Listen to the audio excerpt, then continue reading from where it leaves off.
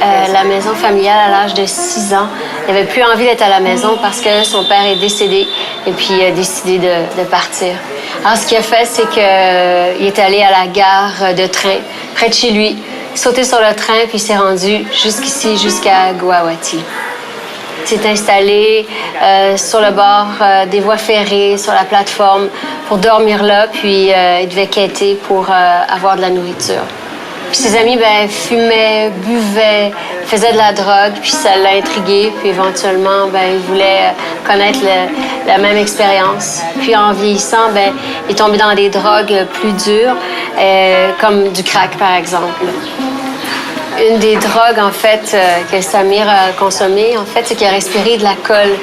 Et c'est une drogue qui est facile à obtenir, qui n'est pas si chère, puis que les jeunes, les enfants, vraiment commencent à utiliser, à consommer pour oublier leurs problèmes. Quand ils ne pouvaient pas en obtenir, quand il n'y en avait pas, ils s'est même auto-mutilé pour obtenir des sensations fortes.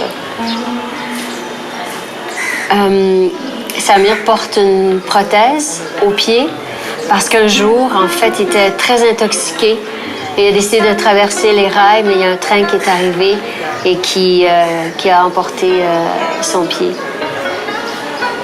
Un jour, son corps l'a lâché, en fait. Il s'est retrouvé sous le pont, près de la voie ferrée, puis il était incapable de se relever. Puis c'est là que les gens de Vision mondiale l'ont recueilli, l'ont emmené, lui ont offert des soins médicaux. Alors pendant qu'il était à l'hôpital, puis qu'il a repris des forces, il a réfléchi, puis il s'est dit que c'était pas la vie qu'il voulait. Il souhaite maintenant transmettre un message aux jeunes, de leur dire de pas consommer de drogue, que c'est pas bon. Et il souhaite être un exemple, parce que lui a arrêté d'en consommer, a réussi à s'en sortir. Il dit carrément, en fait, que si Vision mondiale n'avait pas été là, si Vision mondiale n'avait pas aidé, il ne serait pas en vie aujourd'hui.